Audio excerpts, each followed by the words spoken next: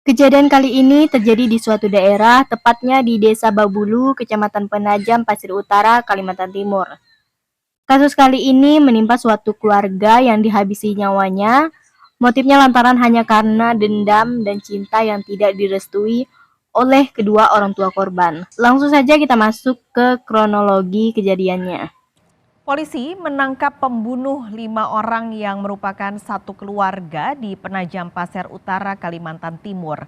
Pelaku merupakan seorang remaja berusia 16 tahun berinisial J. Pelaku kali ini bernama Junaidi, yang merupakan anak laki-laki yang baru berusia 17 tahun pada saat itu. Si Junaidi ini tinggal bersama kedua orang tuanya dan ia masih duduk di kelas 2 di salah satu SMK di Kabupaten Penajam sana.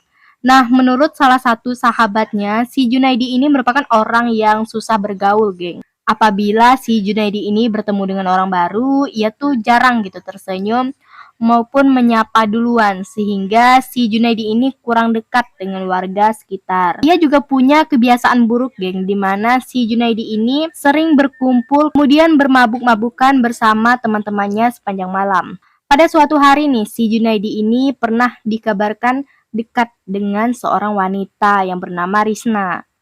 Mereka pada saat itu dikabarkan sempat berpacaran secara diam-diam. Nah, jadi si Risna ini merupakan tetangganya Junaidi. Jadi rumah mereka itu cukup dekat, ya sekitar berjarak 20 meteran gitu. Nah, pada saat itu mereka memutuskan berpacaran secara diam-diam karena pada saat itu kedua orang tuanya Risna kurang setuju gitu hubungan di antara Risna dan Junaidi. Sampai pada suatu hari bapaknya Risna ini tahu hubungan Risna dan Junaidi. Nah, pada saat itu bapaknya Risna pun langsung menasehati anaknya untuk segera menjauhi Junaidi karena citra Junaidi yang cukup buruk di masyarakat. Jadi geng, Risna ini dikenal sebagai wanita yang berparas cantik, sopan, dan sangat baik. Si Risna ini merupakan anak pertama dari sang ayah Waluyo dan seorang ibu yang bernama Sri Winarsi. Risna ini juga memiliki dua orang adik yang berinisial PDS yang berusia 11 tahun dan yang paling kecil berinisial J yang baru berusia 3 tahun. Risna ini kesehariannya seperti anak-anak remaja pada umumnya, geng, di mana dia disibukkan dengan bersekolah, kemudian ia bermain bersama teman-temannya. Sementara Waluyo, ayahnya Risna, dikenal sebagai lelaki yang pendiam dan tidak banyak bicara. Meskipun begitu, di mata para tetangga, Waluyo ini adalah sosok tetangga yang baik, normal, layaknya seperti warga biasa pada umumnya. Karena hubungan sang anak yang tidak direstui, Risna pun perlahan mulai menjauh nih, geng, dari si Junaidi. Ia pun memutuskan hubungannya bersama Junaidi karena umur mereka yang masih sangat muda dan apalagi orang tuanya Risma ini tidak merestui gitu hubungan mereka. Mendengar hal itu, Junaidi ini merasa tidak terima, geng. Apalagi ia diputuskan secara sepihak oleh Risna dan menganggap orang tua Risna lah penyebab dari kandasnya hubungan mereka. Dari situlah Junaidi merasa dendam terhadap keluarganya Risna. Pernah nih suatu hari Junaidi bertengkar dengan ayahnya Risna yaitu Waluyo perihal ayam Junaidi yang mungkin sering mengganggu. Sebenarnya itu pertengkaran biasa, geng, mengingat mereka yang tetanggaan dan rumah mereka itu yang cukup dekat. Mungkin ayamnya Junaidi sering nih mengganggu rumahnya Waluyo pada saat itu. Tapi masalah itu cuma sebentar, geng, karena nggak lama kemudian keluarga Risna maupun Junaidi kembali membaik dan bersikap ya seperti biasa saja. Sampai pada suatu hari papahnya Risna sempat meminjam helm ke tempat Junaidi. Tapi setelah 3 hari helmnya nggak dibalik-balikin nih. Mungkin papahnya Risna pada saat itu lupa untuk mengembalikan helm tersebut. Junaidi pun balik kesal lagi ke keluarganya Risna. Ditambah kekesalannya Junaidi ini semakin menjadi-jadi karena tahu Risna berpacaran dengan laki-laki lain.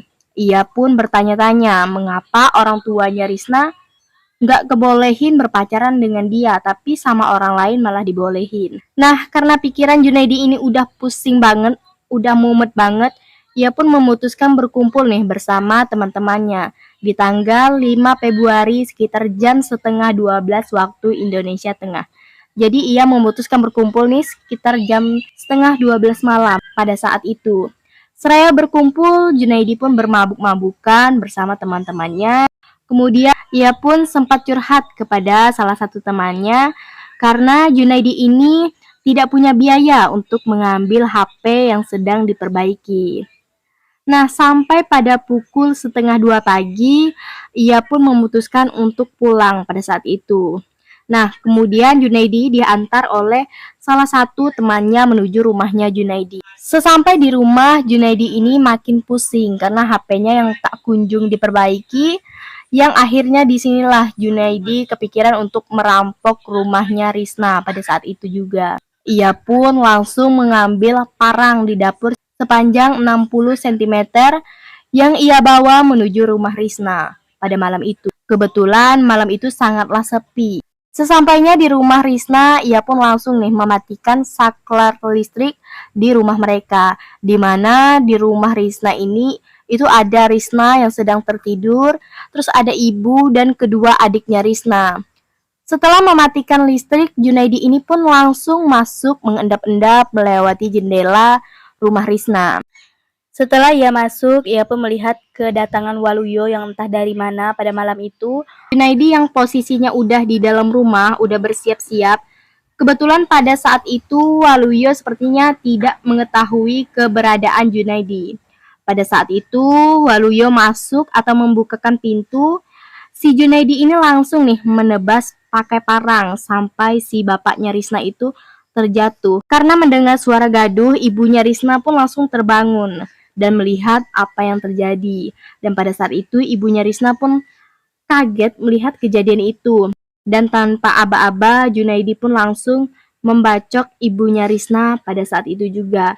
Sampai ibunya Risma tidak bergerak sama sekali. Setelah itu, ia pun masuk ke kamar ibunya Risna dan langsung mengeksekusi kedua adiknya yang masih kecil, yang padahal adiknya Risna tidak mengetahui permasalahan yang terjadi di antara keluarga Risna dan Junaidi. Karena Junaidi tidak melihat Risna, ia pun mencari ke kamar yang satunya. Ia pun melihat Risna yang sedang tertidur pulas dan langsung melayangkan parang itu juga hingga Risna tidak bernapas lagi. Tidak sampai di situ juga, geng. Junaidi ini yang sudah kesetanan. Junaidi pada saat itu masih sempat merudal paksa Risna dalam keadaan tidak bernapas. Tidak hanya Risna, ia pun memperkaos ibunya Risna pada saat itu. Setelah ia merasa puas, Junaidi pun langsung mengambil 3 buah handphone dan uang yang berjumlah Rp353.000. Kemudian Junaidi pun langsung beranjak pergi dan langsung merusak HP tersebut dan membuangnya ke sungai supaya jejaknya tidak terlacak. Setelah itu barulah Junaidi pulang dan mengganti pakaiannya. Tidak lupa ia pun mencuci parang yang telah ia gunakan untuk mengeksekusi keluarganya Risna. Barulah di situ Junaidi berpura-pura membangun kakaknya yang sedang tertidur dan mengarang cerita bahwa rumah Risna telah dirampok oleh orang lain. Kakaknya Junaidi yang baru terbangun pun merasa kaget. Ia pun bertanya-tanya mengapa hal itu bisa terjadi kepada keluarganya Risna. Ia pun bergegas mencari pertolongan dan melaporkan kejadian itu ke RT setempat. Karena hal tersebut, warga setempat pun langsung nih berkumpul dan heboh karena kejadian tersebut merupakan kejadian yang baru terjadi gitu di daerah tersebut. Karena Junaidi merupakan saksi pertama, ia pun pada saat itu langsung ditanya mengenai apa yang telah terjadi terhadap keluarganya Risna pada saat itu. Nah, menurut alibinya Junaidi pada saat itu, keluarganya Risna itu dirampok oleh orang yang tidak dikenal. Dan perampok tersebut berjumlah sekitar 10 orang. Nah, pada saat itu menurut kesaksian Junaidi, ia pun sempat nih melawan dan membantu keluarganya Risna. Karena tenaganya yang kurang mampu, ia pun pada saat itu memutuskan untuk kabur. Pada saat itu Junaidi masih dinyatakan sebagai saksi ya teman-teman. Nah, awalnya polisi pun mengira kasus tersebut merupakan kasus ya perampokan.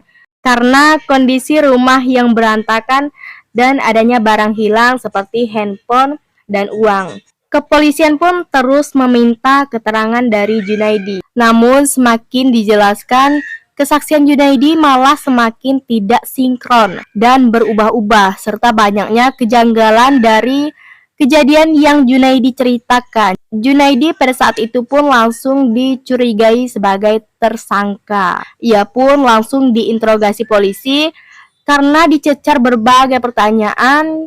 Junaidi pun akhirnya mengakui nih perbuatannya kepada kepolisian. Mendengar pengakuan Junaidi, kepolisian pun langsung menggeledah rumah Junaidi dan menemukan beberapa bukti seperti pakaian yang sedang direndam dengan banyaknya berlumuran darah serta parang yang telah Junaidi gunakan untuk mengeksekusi keluarganya Risma. Ia pun dinyatakan bersalah dan Junaidi pada saat itu dikenakan pasal 340 KUHP dengan ancaman mati atau sekurang-kurangnya penjara seumur hidup. Akibat perbuatan Junaidi, keluarganya pun harus terpaksa keluar nih dari desa tersebut.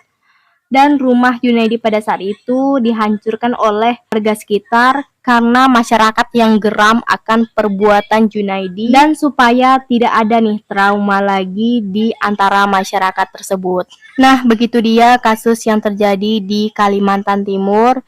Semoga kita dapat memetik pelajaran dari kasus ini dan lebih waspada terhadap orang sekitar.